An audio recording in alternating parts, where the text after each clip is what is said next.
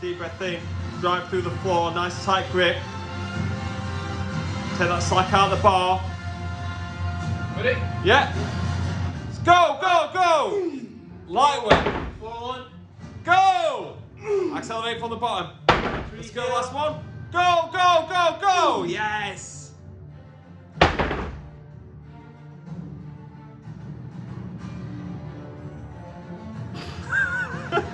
Partial range lifts are when the compound lifts range of motion is being reduced.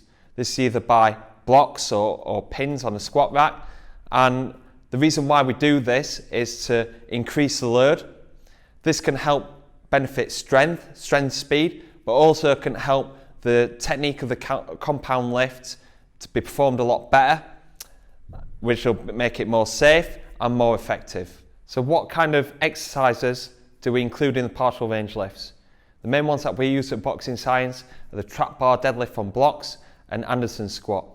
So these are the ways that partial range lifts can help. Partial range lifts can help unlock maximum strength production when an athlete is kind of stagnated. Sometimes it's just because they're not used to lifting that amount of weight, especially like on the squat.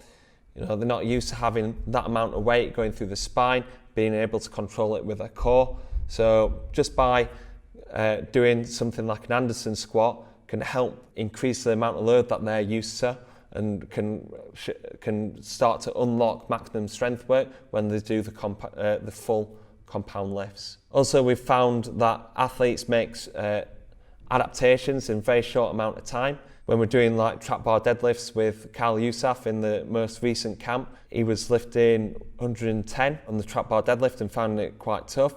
Within 3 weeks, he was lifting 125 kilos and keeping more or less the same velocity and maintaining his technique as well. So it's showing that adaptations are made very quickly using partial range movements. Also, some of the movement limitations that can affect somebody's progress. It's a lot easier to perform partial range movements. It can help form the compound lifts without these movement limitations, making it safer and more effective. It can also help overload the trunk and core. So we know that within our data, the more trunk mass, the more core strength that we have can translate into the punch. So this ticks that box for partial range lifts. Especially when working on Anderson squats, this can reduce eccentric stress. So we can get stronger, we can lift the same amount of weight or even more external load, but we're reducing the eccentric stress. So we're getting stronger without having the side effects of getting sore and fatigued going into our boxing and technical sessions. Also, the reduced range of motion reduces the joint angles, which can make it much better for taller athletes. And a lot of our athletes at Boxing Science are tall, they're rangy, because that's a key performance indicator for the sport. So with their lever length being quite long, and they're quite tall, this can make doing compound lifts quite difficult. So when you add a block or add a couple of blocks or doing the squat from the pins, this can make their technique a lot better and increase the amount of load that they're lifting.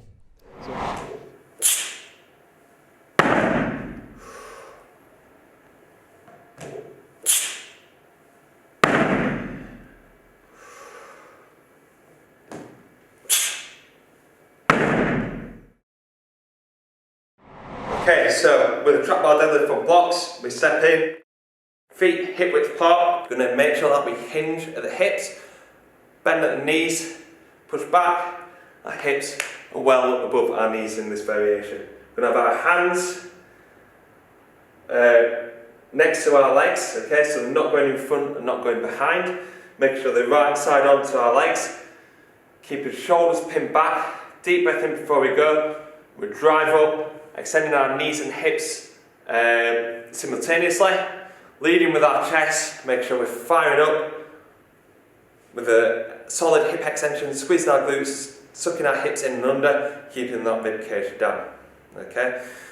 So common mistakes that I'll see, especially when we go to the blocks, is that we kind of go into, because we're used to kind of like leading with our chest, not getting a solid hinge position. So when they're going down, they want to kind of start in an upright position, just because they're starting from a higher position. We need to make sure that we're still making sure that it's a hip dominant exercise, pushing our hips back, making sure that there's tension in your legs before you go.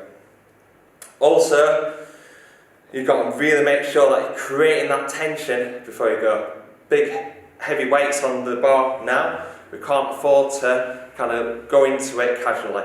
We need to make sure that we're taking that deep breath into our stomach, we're pulling that slack out of the bar, pinning our shoulder blades back, firing up, and then going again. Also, what we don't want to do is bounce the bar, bounce plates off the blocks. We want to make sure that we're getting that good rest in between, reset and repeat. So you notice when I came down, there were a good 2 to 3 seconds before I went again. Okay, so pop it down, kind of round the posture, which obviously we don't want to lift like that, but I'll come back in, engage, and then go. But what I don't do is loosen my grip of the bar, okay? So when I drop it, I'll come down, my grip stays the same, I'm not totally resetting, taking my hands off the bar. The key thing that you need to do on this as well is focus on your grip, especially when we're going heavier weights. Use chalk, make sure that the bar isn't sweaty from your, moist from your sweaty hands, and make sure that your grip's nice and solid, especially when you're going onto the heavy lifts.